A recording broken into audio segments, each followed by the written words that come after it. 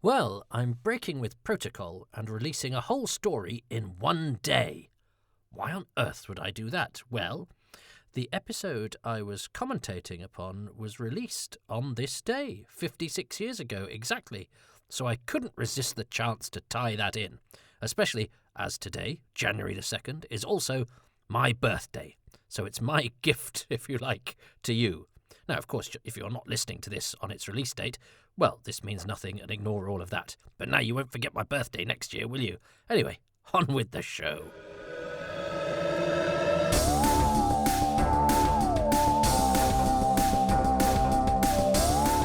Welcome to Happy Times and Places, in which I, Toby Hadoke, endeavour to accentuate the positive about a Doctor Who story chosen by a friend of mine.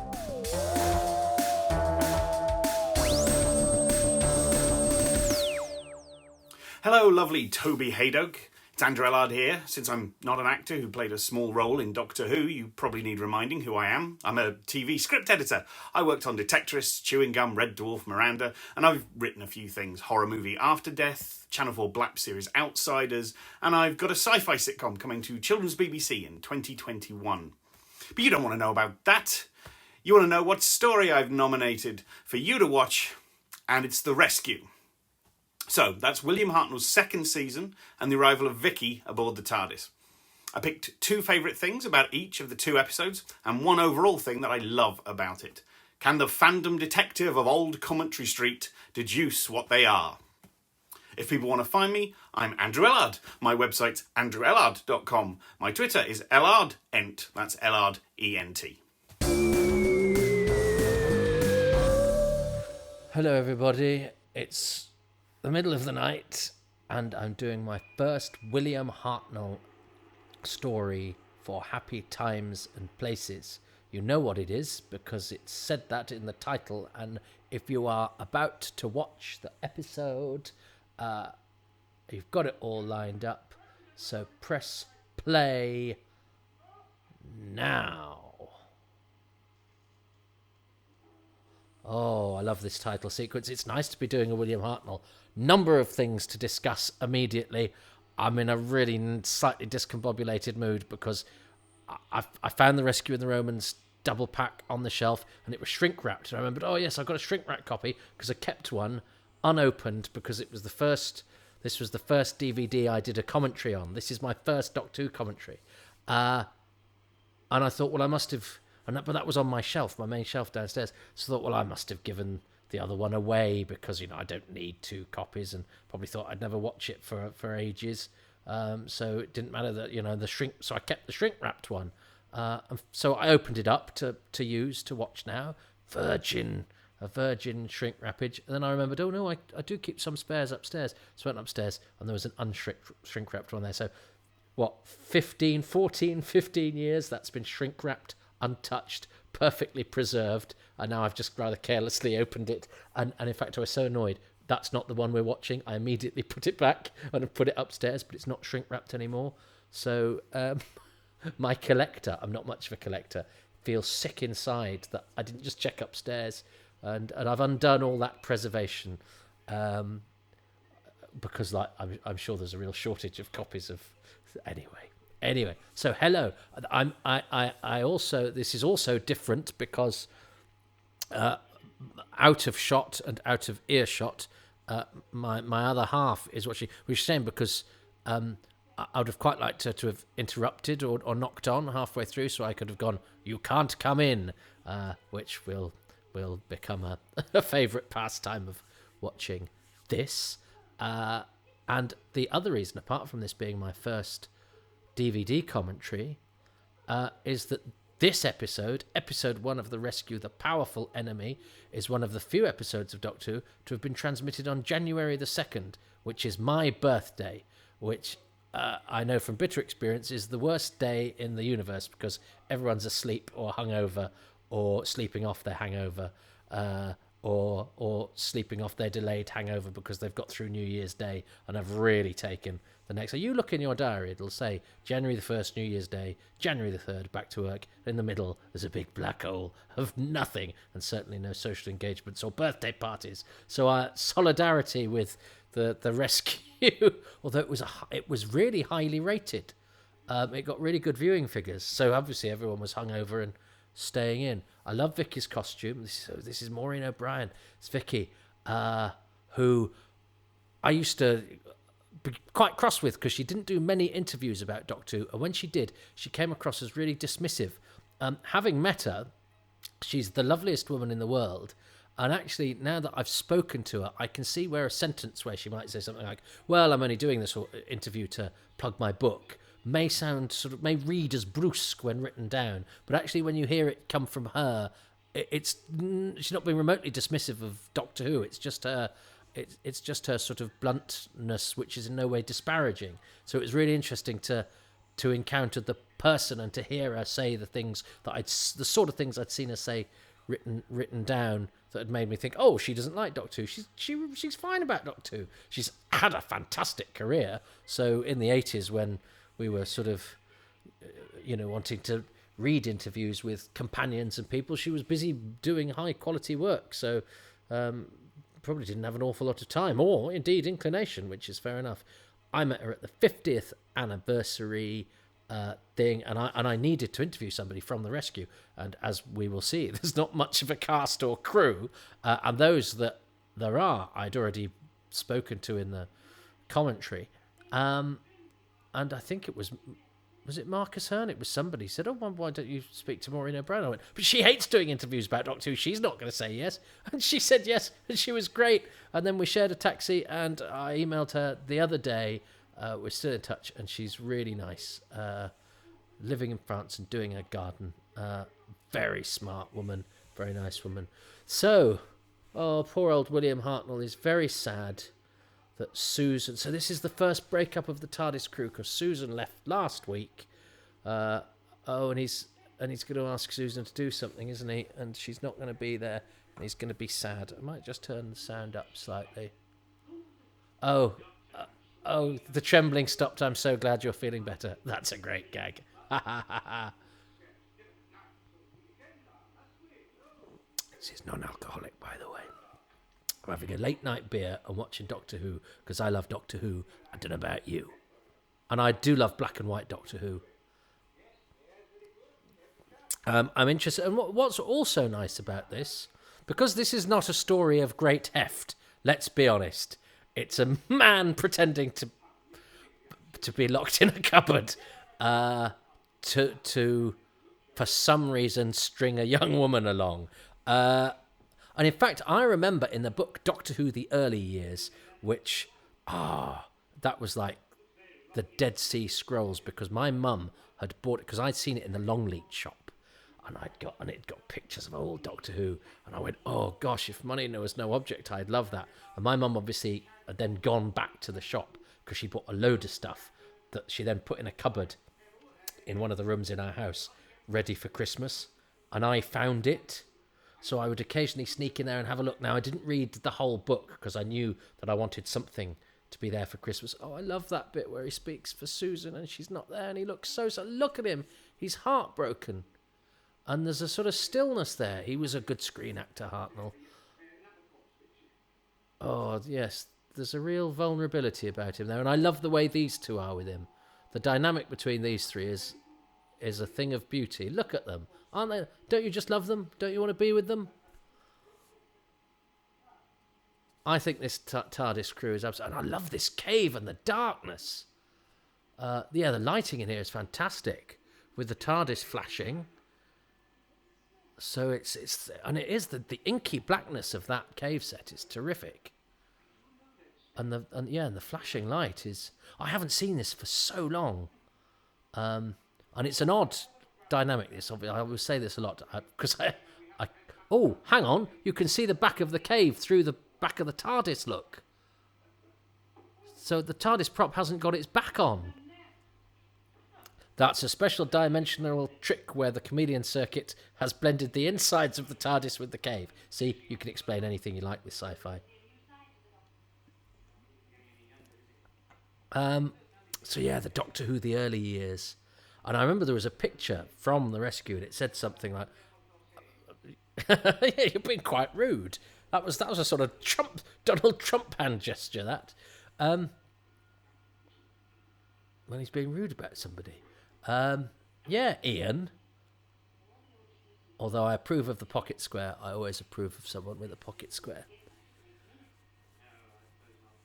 Yeah, and there was a picture in Doctor. What she's doing now, Ian, Susan, because she's.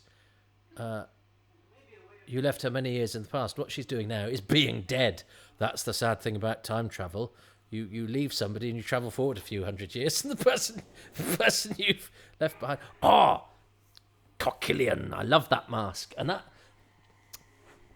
it photographs really well because there were loads of photographs of it in the early years book, and it's I think it's a pretty neat costume. It wobbles a bit in a way that it doesn't with the still pictures.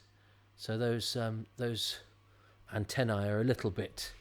They detract a little bit, whereas the still pictures it looks incredible. It was one of those pictures where it said the rescue was the story none of the original cast wanted to do or something. I can't remember why. That's very good, isn't it? 2-bit with the spaceship in the back. It's the trick they use with the Dalek City and the Daleks as well. Of course, yes, this is called The Rescue, but there's an episode of the Daleks called The Rescue. It's very confusing. You'd have thought within the first year they'd managed not to replicate titles.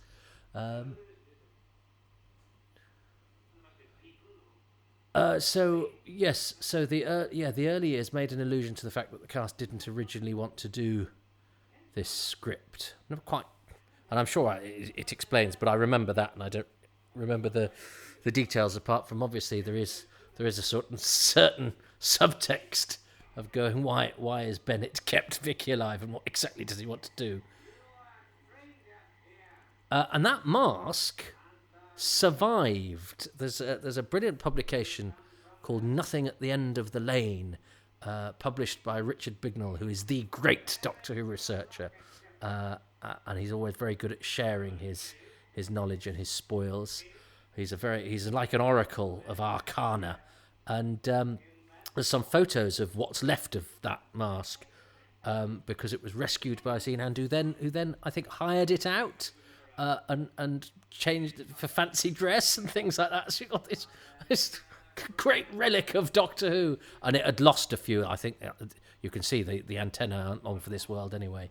But nobody knows where it is now. But it survived then, and there are relatively recent photographs. Although I think it's since gone missing. Someone probably a fan who isn't like Richard bought it and has kept it in a cupboard and gone, I'm the only one who's got this next to my shrink-wrapped copy of The Rescue in the Romans DVD that I've kept in my shrink-wrap because I know how to look after things. Oh, I'm never going to forgive myself for that. I did just, before I started though, I did just look on, I could buy one for $12.99, so, but it's just the fact, oh, yeah, I remember when I first watched this, Barbara falls off a cliff. That's a great shot. Look at that.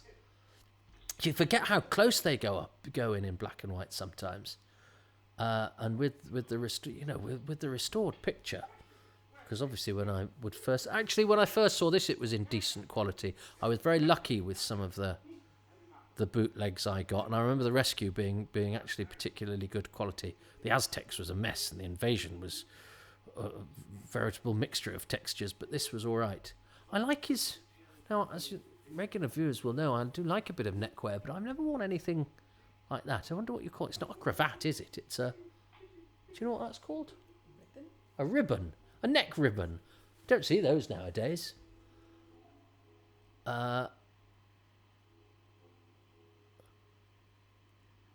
Coquillion. That's a good name, isn't it? And Coquillion... Now, I sometimes don't mention things that I think are obvious. However, Coquillion is credited as Sidney Wilson, which is a mixture of the names of Sidney Newman and Donald Wilson, who essentially created Doctor Who. Yeah, look, the TARDIS hasn't got a back. And of course, well, I don't want to spoil it for my other half who's never seen it, but Sidney Wilson is not a real person, because the actor playing Coquillion is also playing another character in this episode. And the list of suspects is huge. Now, this is what's going to be interesting. I don't know why Andrew Ellard, that's the beautiful thing about Doctor Who. I'm a great admirer of the work of Andrew Ellard, who has nominated The Rescue, and he's given me 2 reasons. I didn't ask him to, but because it's only a 2-part, he's giving me 2 reasons per episode and a bonus reason, so 5 in total, like I would get for a Russell T Davies or Modern Who episode, which is exactly what I would have hoped for, even though I didn't suggest it to him.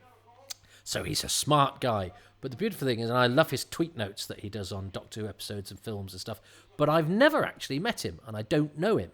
But I just sent him a message and said, will you do this silly podcast thing of mine? And he's responded. Fascinatingly. But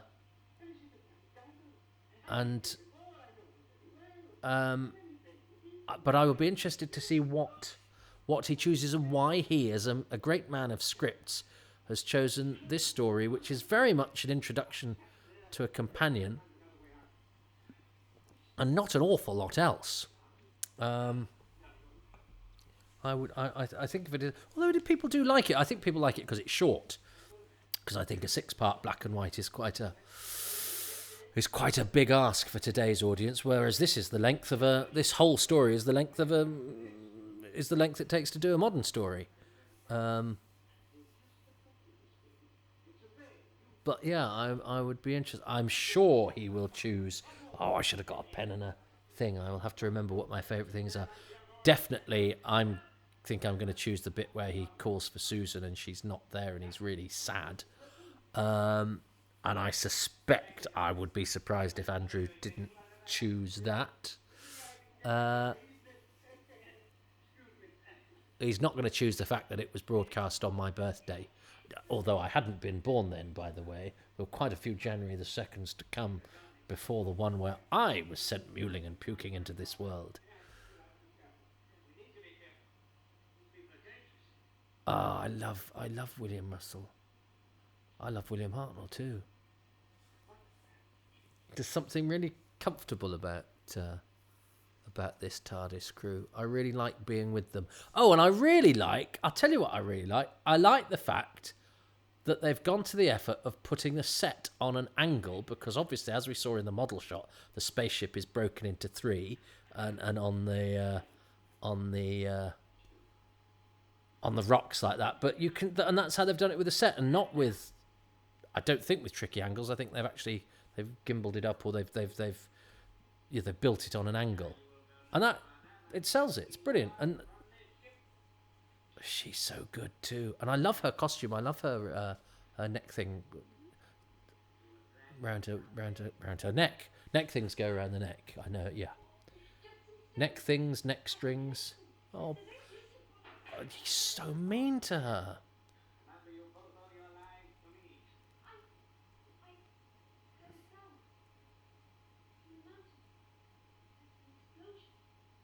She's great, isn't she?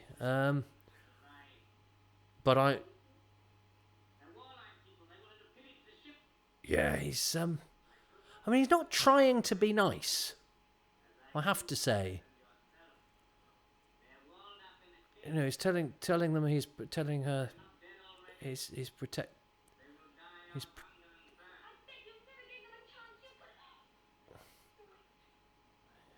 Yeah, she was originally, she wasn't going to be called Vicky, was she? She was going to be called Tanny or Lucky. And I have a script for the Space Museum, which is a later story where she is actually written as Tanny. I think Vicky slightly dates better. So Kerkullian has gone to talk to Bennett. Did you say you can't come in? Yes, that's what I wanted to do to you. Other half out of shot. I wanted you to come and get something from the fridge. And me go, you can't come in, because he does it quite a lot. Oh yeah, she's hiding Barbara. Barbara's hair in this is amazing. I mean, I assume that takes some doing to make your hair like that. But that's quite a lot of it. Are you looking to me for? Yeah, for hair. I want to know how you make your hair like that in the 60s. The top of her head. red because she's just come out of the blanket. Yeah, well, that's true. She has, Back combing. There's the tip there. So if you want to do a Babs original, back comb your hair, but you need a lot of hair. But she looked a right state in the morning.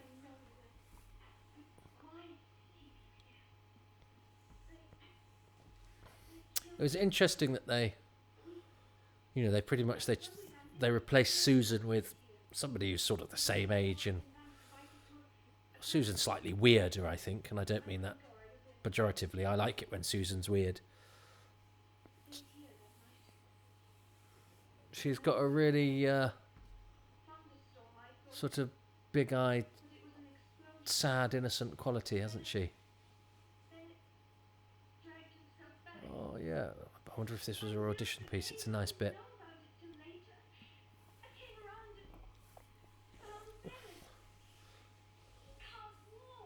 But yeah, this was the first one I did a commentary on, and it's with Ray Cusick, Christopher Barry, the director, and William Russell.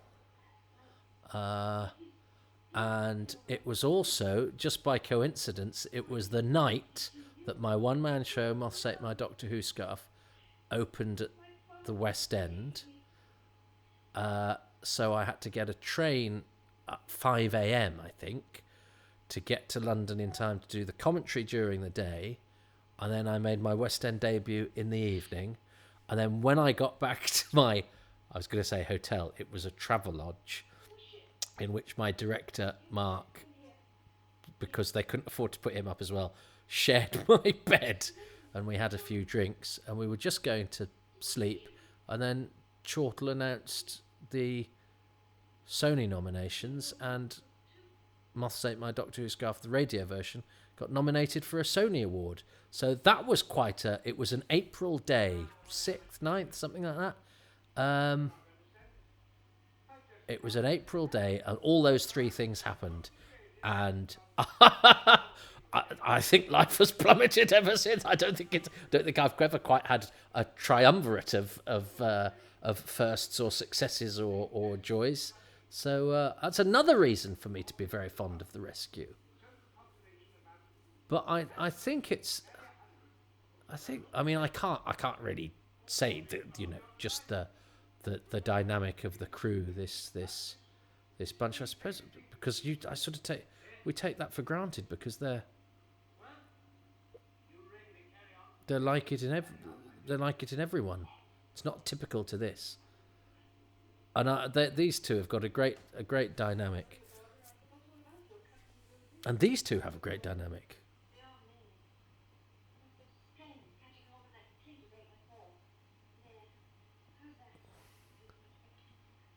Oh, she's so lovely, Vicky.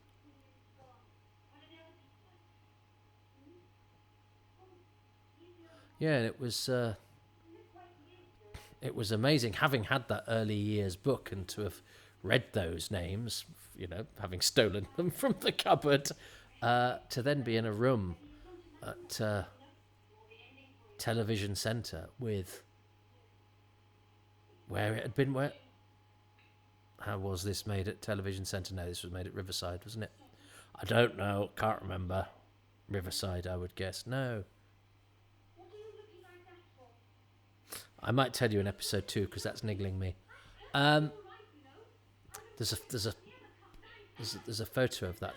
We've got lots of lovely black and white photos from these days, and those design photos that Ray Cusick gave to the early years book. And the early years book I'd taken with me to get signed. Where's Caquillian gone, Bennett? Has he gone through a different door?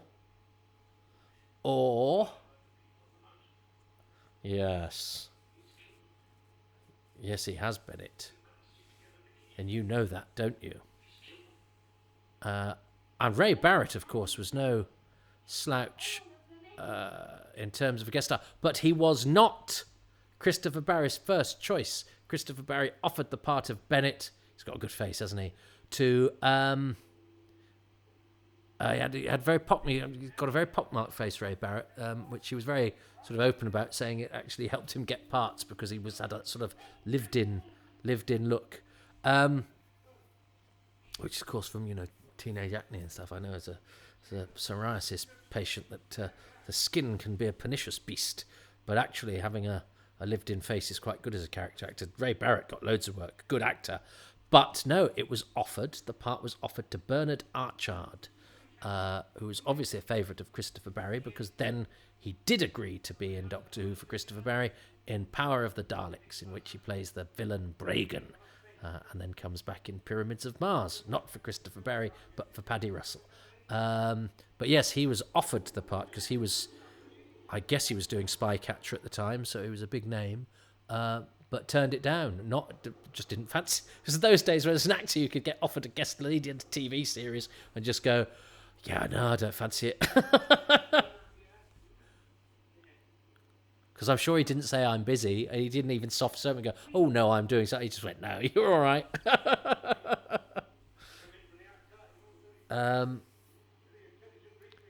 So yeah, having read the names in the book, and I'd got my early years book with me to get signed at the commentary, because I'm so unprofessional. I'm not letting my 10-year-old self down. I don't care. And so it ended up being a prop on the set of my West End show, because I decorated it with some of my personal Doctor Who ephemera. And what was very beautiful is that Jeremy Bentham, who I found this out years later, who wrote Doctor Who the early years, had come to see it at the West End. A group of them had come, of the sort of the founding fans of yesteryear, whose names were enshrined in all of those first texts. And he'd been quite chuffed to see that his book was on my sofa on my set, and quite right too. It was as I say, it was like an ancient screed full of magic. I like Sandy the Sandbeast. I think that's a good design, and this is great. Perils of Pauline stuff. Is it a good design? Well, actually, I'm regretting saying that because it didn't look great there. But no, no, Sandy the Sandbeast is fine. So, Caquilian Sidney Wilson. Don't go looking for Sidney Wilson. He doesn't exist. That was jolly. What will Andrew Ellard have chosen? Because that was rather a personal odyssey. I'm sorry about that. It's going to be that sometimes. But just because there's various different things in that story that chime for me. However, so the two things I'm going for William Hart, the Doctor, calling for Susan, realising she's not there, and looking desperately sad, and Ian and Barbara being lovely to him. And I think I'll go for the design of Caquilian's mask, which I think is really spiky and scary. And it's a good design. It does the job. Striking. I did not. Honourable mentions to the darkness of the cave set, the general dynamic between Ian and Barbara and the Doctor, Vicky, of course, the spaceship being like that. There's loads, isn't there? Even in 25 minutes. Let's see what Andrew Ellard has chosen. And I think the rules are, I keep forgetting what the rules are. I think I'm trying to guess what he's guessed. And if I do, I become king and you have to bow down before me. And if I don't, you have to feel very sorry for me and buy me a coffee. There we are. Right. I like those rules. Can we remember those, please? Those are now the rules, because I don't think they've always been the rules, but I've decided I like those. Right. Andrew Ellard. And he's even done it. You could tell he's an episode professional. He's a television professional. He's put episode 1, thing 1. Good for him. One favourite thing in episode 1 is the mystery, and specifically the moment early on where Caquilian appears next to the TARDIS. It's a wonderfully directed moment. We hard cut to the monstrous face and pull back like we're trying to escape. But what's especially clever is that in retrospect you realise he's here because Vicky told Bennett a ship had arrived. At the time you don't get that. We don't even know there's a mystery to solve, in fact. But later, it adds up very neatly. Oh, he's clever, isn't he? This is like when Simon Guerrier did it and he picked out all sorts of clever thready things, whereas I just go, I like that, what that looks like, or I like that actor when he did that thing. Andrew's, of course, a script editor, so he's going to go, I'm going to piece all these magical things together and be clever and explain why I work in television regularly. Okay, But, always judge a man by the quality of the guests of his podcast, is what I say. So, and I said that whilst looking away from the microphone, which is what records the podcast, looking in the camera, which records the video bit. Yes.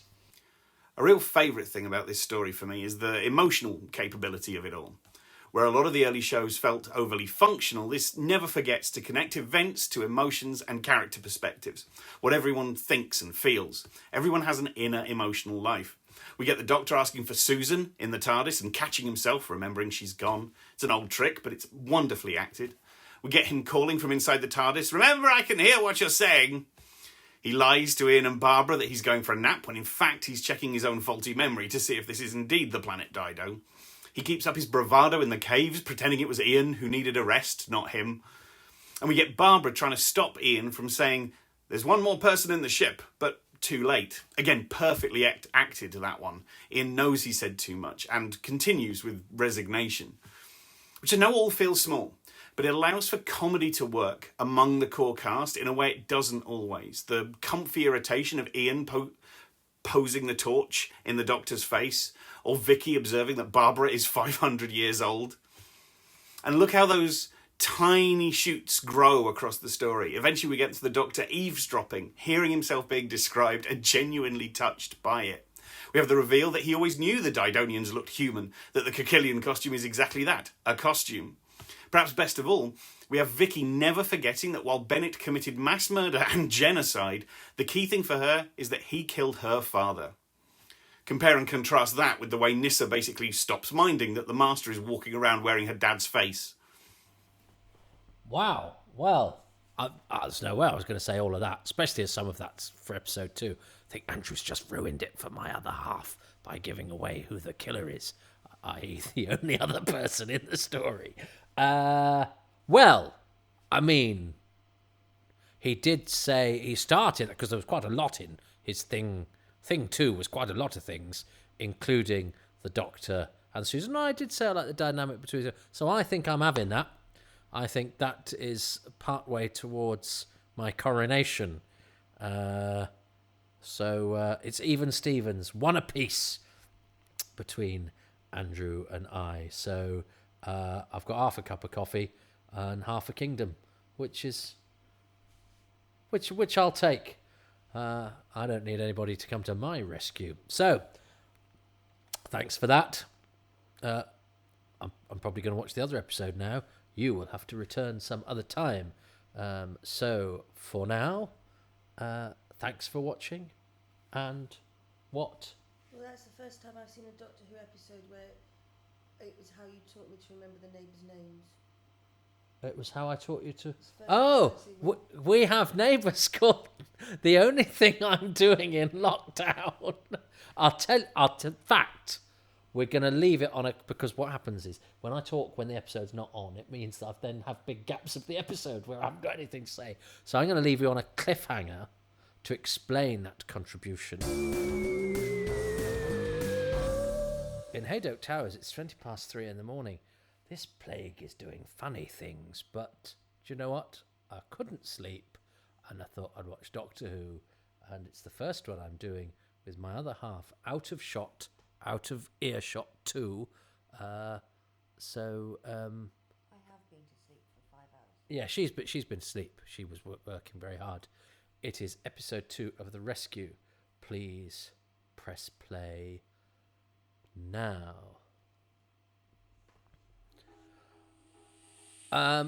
This is the first Hartnell I've done for this project, so much respect to the work of... Well, Bernard Lodge did the letters. He gets credited for the title sequence, but actually the signal howl around here was done in an experimental session.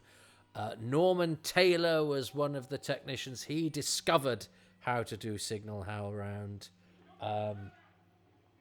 Ben Palmer was one of the other BBC technicians. He was the person in charge of the session doing the title sequence.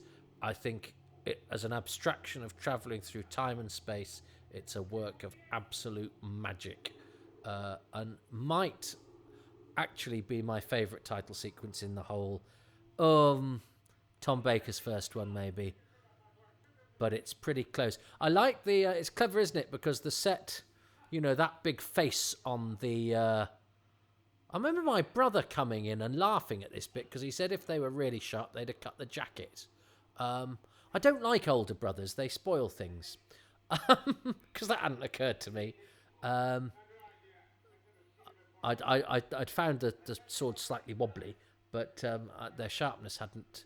The sharpness not being dulled by Savile Row hadn't occurred to me.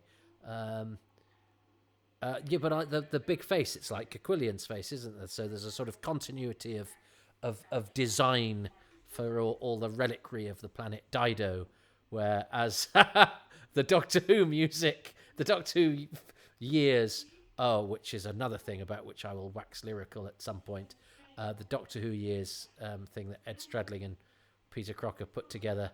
They say that comes from the planet Dido, where the dull music comes from, or something, which I would laugh at, but I'd then actually go, I actually quite like a lot of Dido's songs. But it's easy to be disparaging, isn't it? But it's a nice joke. It's a good joke. So what was I talking about?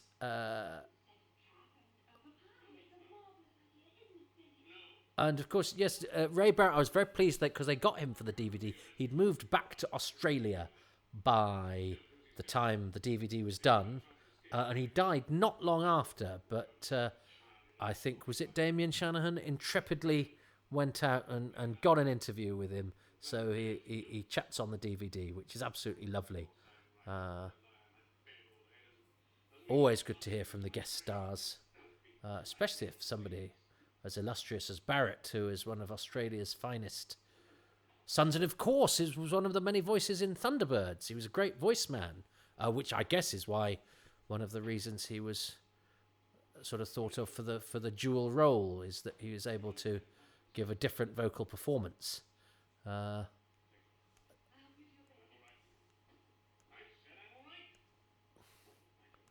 Yes, he's passing himself off as somebody that's been sort of disabled in an accident, but it's all a sham. He's an early, because unfortunately people are still prone to, make the disparaging observation that, some disabled people are faking it for the benefits. So I'm afraid that only serves to underline that appalling and overused slur. So that's why I can't go back to his own planet, because the Department of Work and whoever it is would be on his case. He'd be having to do a PIP assessment. Poor old Bennett. They'd go, well, we find you're fit to disguise yourself as as an alien creature. That's a great shot from behind Sandy the Sand Creature in the cave. Now, Sandy the Sand Creature is played by Tom Sheridan, who's also the voice of the space captain who we hear from but never see. And you feel a bit sorry for them because you hear them coming, and they're coming to rescue. But of course, as the story turns out, when they, well, we don't know if they turn back because the radio gets smashed. But it's an unrequited journey.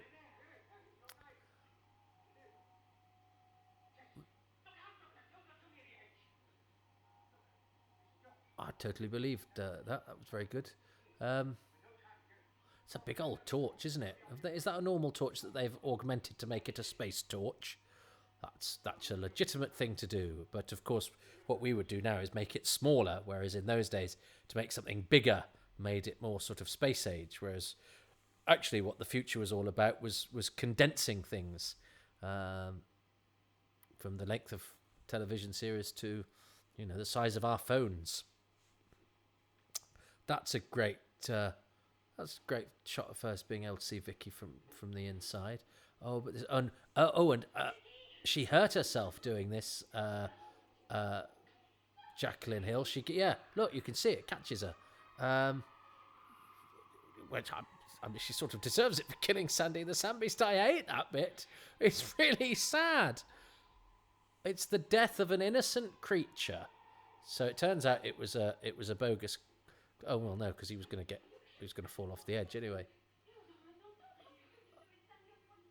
Oh, poor old Sandy the Sand Beast. Yeah, so actually, Barbara, for all you're travelling in space and time, you see an alien creature with an alien face and you think it's bad. Oh, it's horrible. I find that quite unbearable. That's really sad. And Maureen O'Brien does it very well.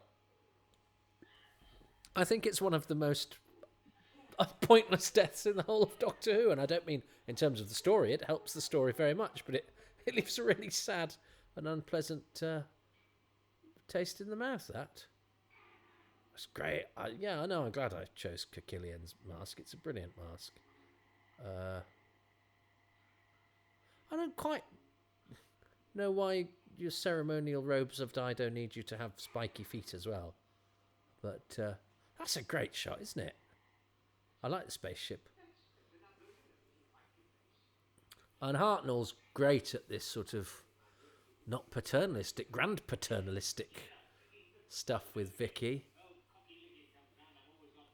I meant to look that up. Is Cocky Licking a regular sort of nickname that you give somebody? Because I'm not sure it's one that's aged particularly well. It's as risque as Doctor Who ever gets. Cock-a-leaky is a sort of soup, but Cocky Licking is we've seen as a risque pastime.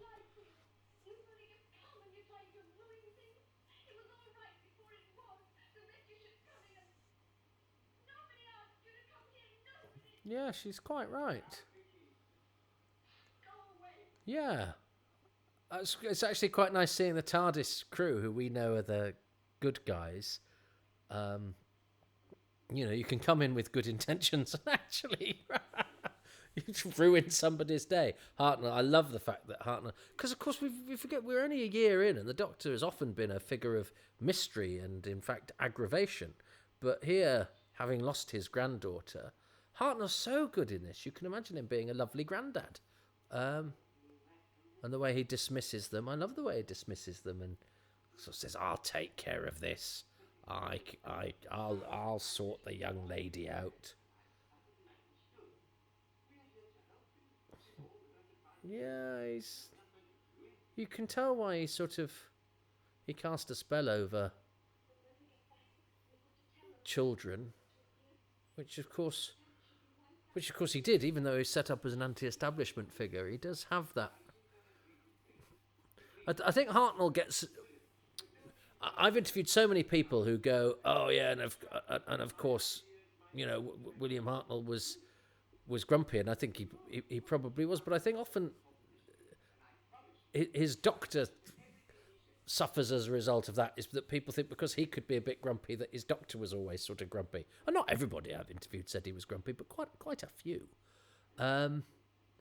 But his doctor's actually often not grumpy at all, and is actually rather sweet. I also love his Rupert Bear trousers. I'd love to be bold enough to wear a pair of trousers like that. You probably wouldn't love me.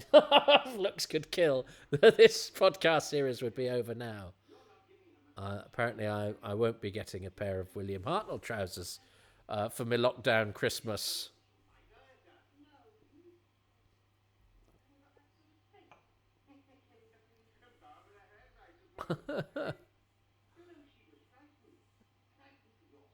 Yeah.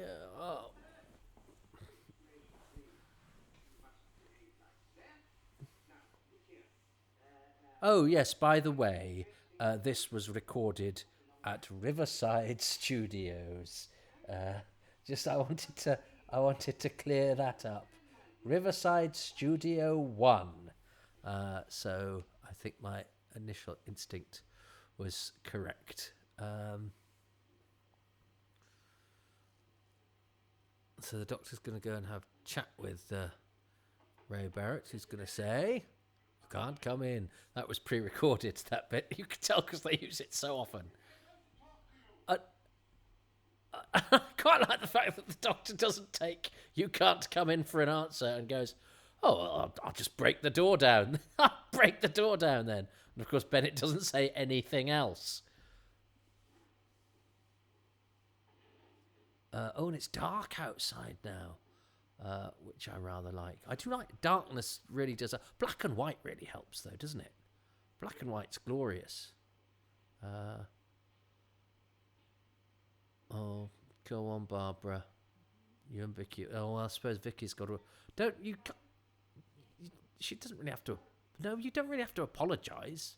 Barbara killed your pet.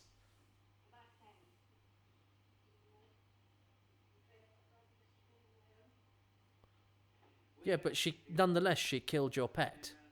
I think you're allowed to be sad.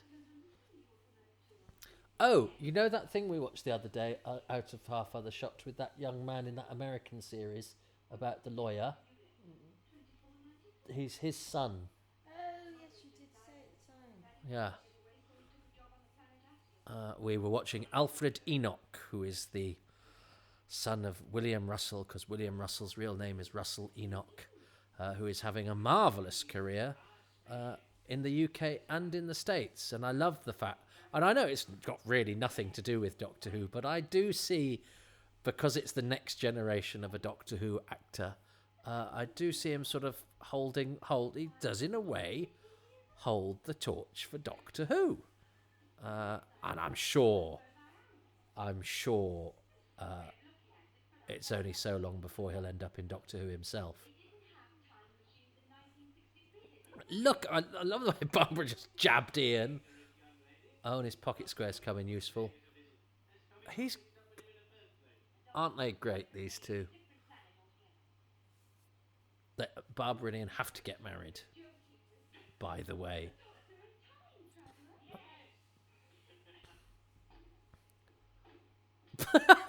Now he's got a big girder. Yeah, there you go. That's what you tend to do when somebody says, you can't come into my bedroom. You kick the door in. But of course he's not there. Because it's a tape recording. But the angle, doesn't it? The angle really works. Now, I've got to try and work out what clever threads and things Andrew is going to choose as his favourite thing. I mean, I'm liking the whole thing. And I'm assuming that, that activates when you try and open the door. So it's quite a clever setup that he's got. In order to sneak off and disguise himself as Kikilian. Oh, of course, because his plan actually does make sense. I think I was disparaging of it in part one, but it does actually make sense. It makes total sense. But I think it didn't originally. I think they had to work on it that his motives weren't clear. Oh, look at that! That was quite neat. He's got a trapdoor in his floor, which is why Vicky, who will not make the next Miss Marple, why when Kikilian went into Bennett's bedroom, he didn't come out again. You can't come in.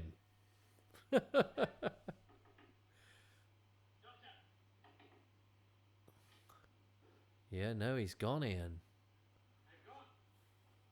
Yep.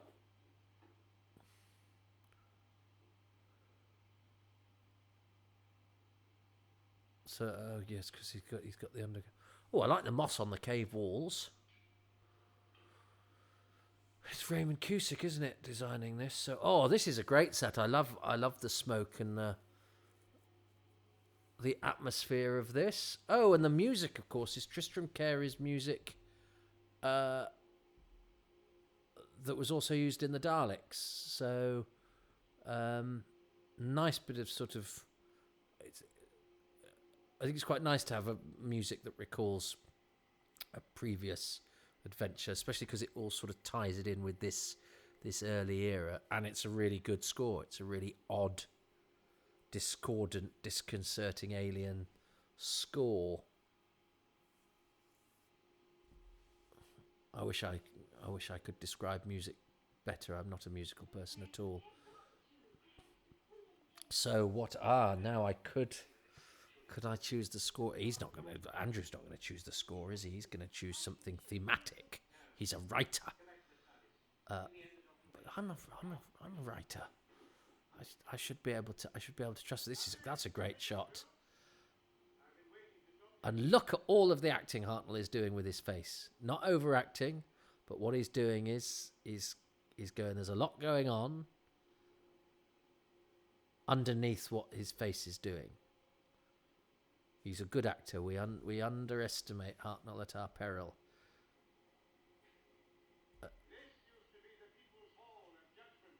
Yeah, and the righteous indignation bubbling along there, Doctor. Yeah, you knew who it was because you've seen the cast list and you know there's only one suspect. But that's okay. It's he's a sort of. I mean, nowadays you'd call Bennett a sort of. He's a sort of gaslighter, isn't he? Because he was sort of making Vicky feel guilty and beholden and all sorts of other things. Having Killian come in and bully her so that she's grateful to Bennett, and then serve as his advocate when. Yeah, and he commits genocide in order to cover himself up. He's actually we don't think of it because it's this story is sort of small stakes and introducing Vicky.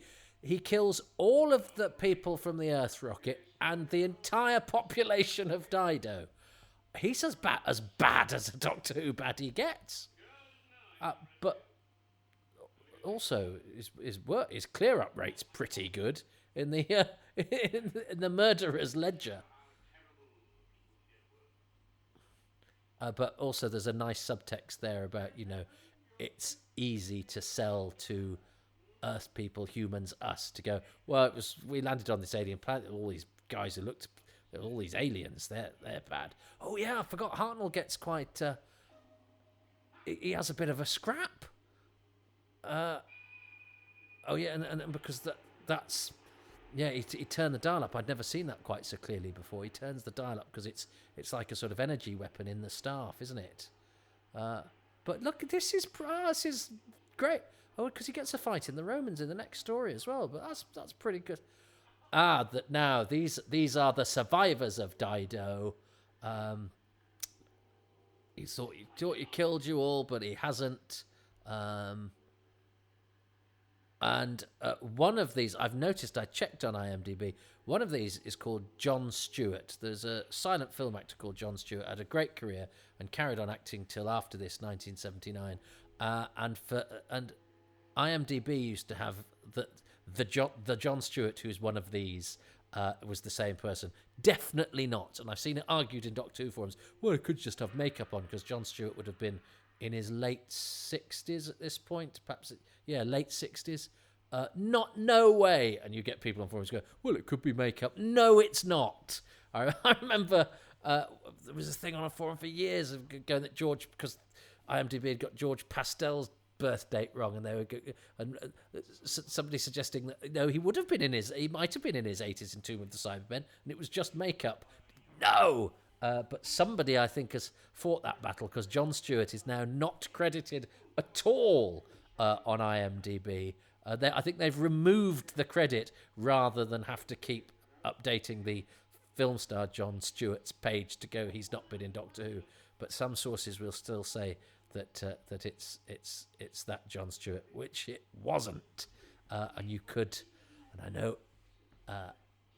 Equity doesn't allow two people to have the same name, but you could do walk-on work and stuff without necessarily having an equity card, and I'm guessing that's what's happened here. But we've never found either of the Didonians, because John, I think the other one's called Colin Hughes. You try finding actors called Jon Stewart and Colin Hughes, but neither of those four words are uncommon, especially if, as we think they might. At least one of them might not have been a member of Equity. We actually only found, I didn't, chap called, I think it was Stephen Griffiths, who's one of the handful of Doctor Who actor seekers, found Tom Sheridan, the space captain, had died, I think, in 2009, 10, 11, 12, something less than 10 years ago. But for ages, we got no leads on that actor either. So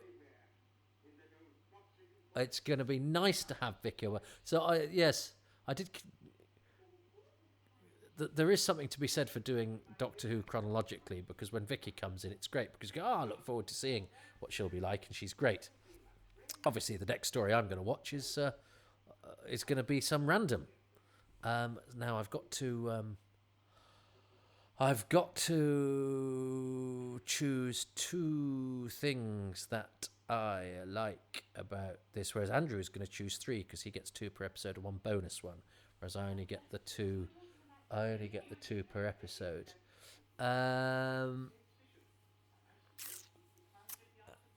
It's a difficult one, especially thinking what story beats Andrew will choose. He might choose the idea of the fact that Vicky becomes the companion and that the TARDIS crew have rescued. I'm definitely going to choose, I think, the bit where Hartnell sends... Oh, she's lovely, isn't she? She's got a lovely, cheerful face. Definitely going to... This is quite sad, because the voice of Sandy the Sandbeast... neither of those men are in their late 60s. Sorry, IMDb. Not IMDb, they've taken it off now.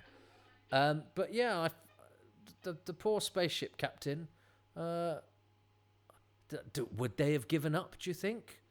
Now that the ship's radio's been disabled? Or would they turn up and get murdered by the people of Dido in revenge for the fact those two blokes...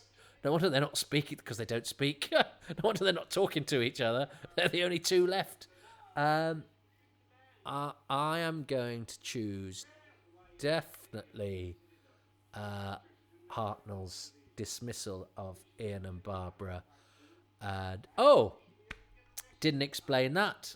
Explain the cliffhanger from the previous episode as we go into the cliffhanger from the next episode. This is a great shot, by the way. This was... because the Romans and the Rescue were the same production block, so this was done in the filming, which is great. The TARDIS falling off a cliff to lead into the next bit. It's lovely. I love that.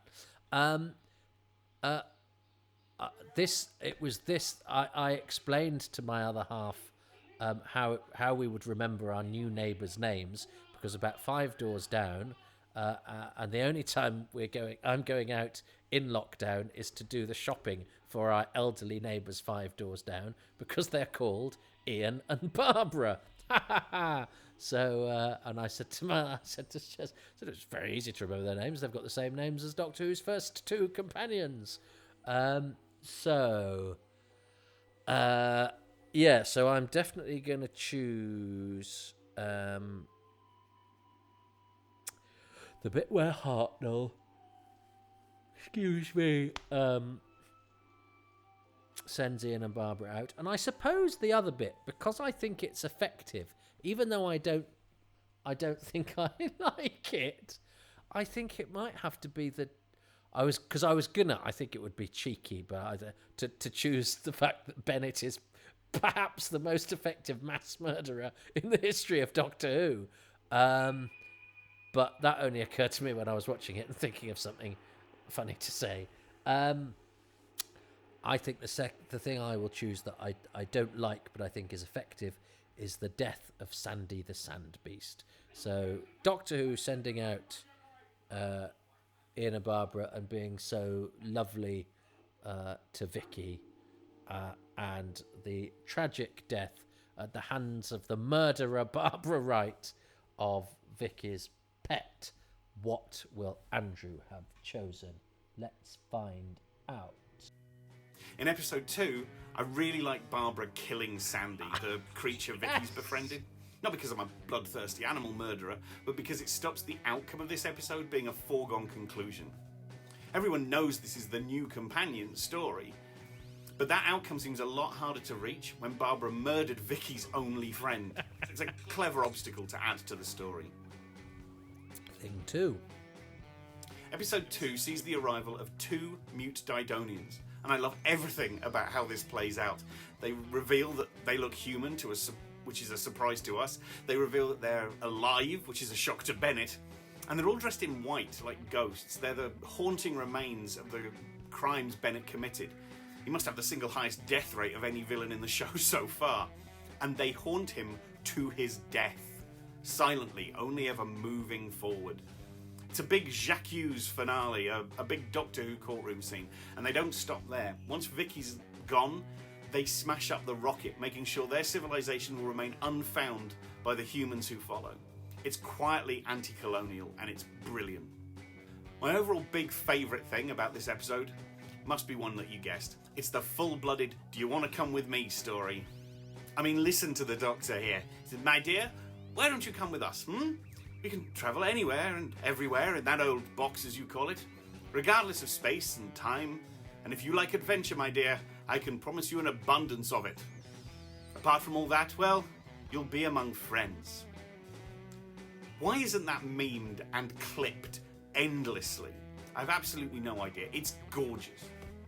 And the whole story is about Vicky's journey. Feels like a big influence on Russell T Davies's Rose. We start in the middle of Vicky's life, a life from which she clearly needs rescuing. Take away the sci-fi trappings and it's a girl imprisoned by her wicked stepfather.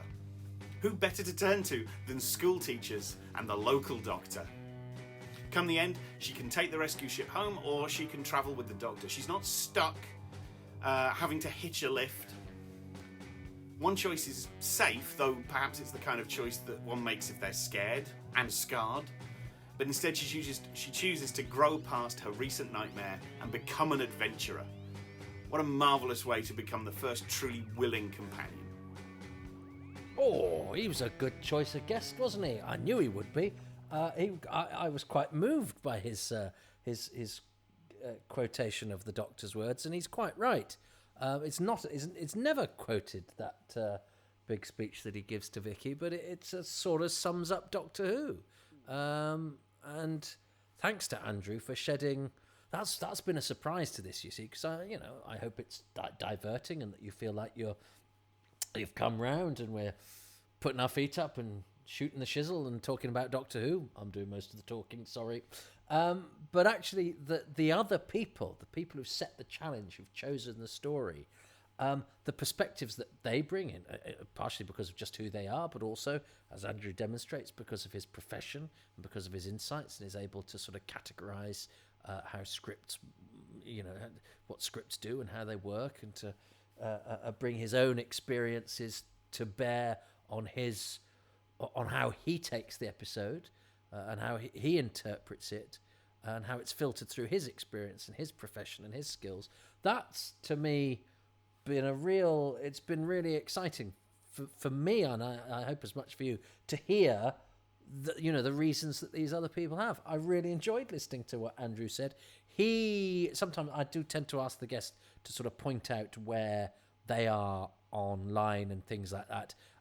Ellard Ent, at Ellard Ent on Twitter, is his Twitter handle. He's currently in charge of a sci-fi children's series being filmed in Belfast as we speak for the BBC, which, if his scripts are anything like as good as his forensic examination of other people's, and he's done loads of script editing work. He's been working on a comedy here with a comedian called Sophie Willan, who I've worked with, who's absolutely brilliant, and she's done a pilot, and that's going to series, and Andrew's been working on that. So check out his work. I hope his contribution to this has inspired you to check out his stuff, because that will be another good thing that has happened as a result of Doctor Who and all of our experience with it.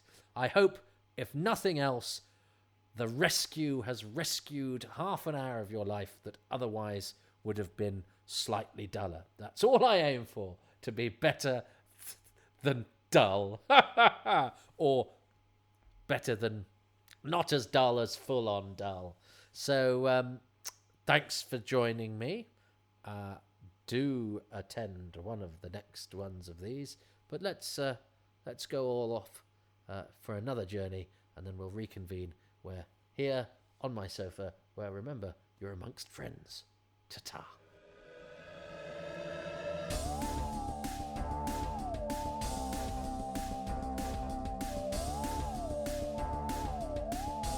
Thanks for listening to Happy Times and Places with me, Toby Hadoke. My special guest was Andrew Ellard. Sincere thanks to this episode's featured patrons, Rob Leonard, Andy Case, James Gould, David Matthewman, John Rivers, Rich Wiggins, Michael Williams, and Stephen White. The music for this podcast is by Dave Gates, and the artwork by Dylan Patterson.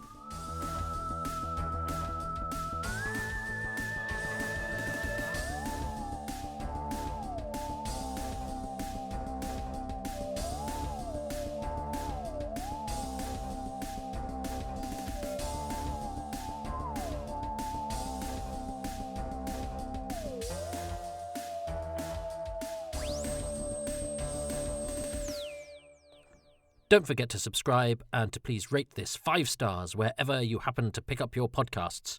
That sort of thing really does help. Oh, and subscribe to my YouTube channel too. You can become a patron at patreon.com/Toby Hadoke or make a one-off donation at ko-fi.com/Toby Hadoke. Thank you so much.